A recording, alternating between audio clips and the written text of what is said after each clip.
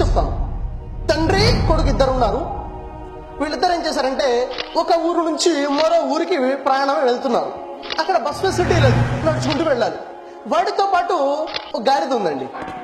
మొత్తం ఎంతమంది అయిపోయారు? 3 అయ్యారు. వెళ్తున్నారు. ఎలా వెళ్తున్నారో తెలుసా? తండ్రి మరియు కొడుకు ఇద్దరు కూడాను గాడిద మీద కూర్చొని వెళ్తున్నారు, ప్రయాణం చేసుకుంటూ.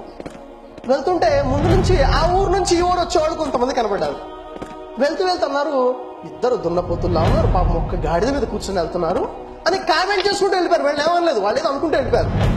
అరే ఏంటి వీళ్ళు ఇలా అన్నారు, నిజమేనేమో, నిజమే కదా అని చెప్పేసి ఏమైందంటే, అరే నువ్వు కూర్చోరా నేను దిగుతా అని చెప్పేసి తండ్రి దిగాడు.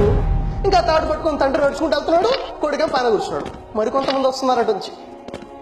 వారు అంటున్నారు, పిల్లాడు చూడండి ఎంతగా చెడిపోయాడో, పెద్ద మనిషి నడిపిస్తున్నాడు, చిన్నోడే పైన కూర్చున్నాడు, ఏంది ఇది అసలు, మా పెద్దోళ్ళంటే గౌరవం లేకుండా పోయింది అనుకుంటే వెళ్ళిపోయారు. ఏదో అంటారు కదా అన్నారు.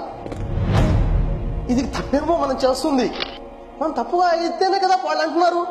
అవి పనిచేయరు, నువ్వు కింద దిగు నేను పైన కూర్చుంటా అని చెప్పేసి వాడిని కింద దించేసి తండ్రి పైన కూర్చున్నాడు. వెళ్తుంటే మరికొంతమంది ఎదురారు. అంటున్నారు, దున్నపోతులు ఉన్నాడు, ఒక చిన్న పిల్లని నడిపిస్తున్నాడు, అమ్మో ఇది కూడా తప్పేనేమో, ఏం చేయాలి? ఇద్దరు కలిసి కిందికి దిగారు, నడుచుకుంటూ వెళ్తున్నారు. మరికొంతమంది ఎదురారు.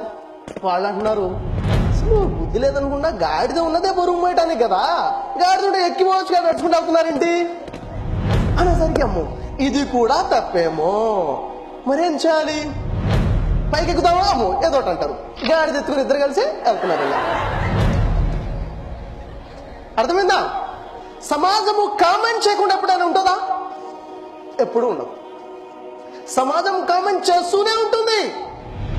మీరు లక్ష్యాన్ని పెట్టుకొని దానికి కరెక్ట్ అయిన ప్లాన్ చేసి మీరు దాన్ని నమ్మి మీరు వెళ్ళేటప్పుడు వేరే వాళ్ళ కామెంట్స్ ని పట్టించుకోవద్దు.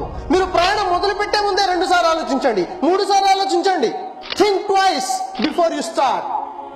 మొదలు పెట్టారు, మీ ప్లానింగ్ గురించి మీకు నమ్మకం ఉంది, ఇంకా వేరే వాళ్ళు మాట్లాడిన బాగా డిస్టర్బ్ అయిపోతారు. అందుకే అన్నారు, do what you believe what you do. మీరు ఏదైతే చేస్తున్నారో దాన్ని మీరు నమ్మండి. మీరు ఏదైతే నమ్ముతున్నారో అది మీరు చేయండి. మీరు చేసేదాని మీద మీకు నమ్మకం లేదా? వీళ్ళందరూ మాటలు వినపడుతుంటాయి. మీ డిసిషన్స్ మీరు మార్చేసుకుంటూ ఉంటారు, మీ ప్రయాణం మారుతుంటుంది, యూటర్న్స్ చేసుకుంటూ ఉంటారు లైఫ్ అనే జర్నీలో.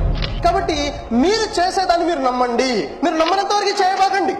ఫస్ట్ మనకి సెల్ఫ్ కాన్ఫిడెంట్ ఉండాలి, మనం చేసే దాని గురించి మనకు నమ్మకం ఉండాలి.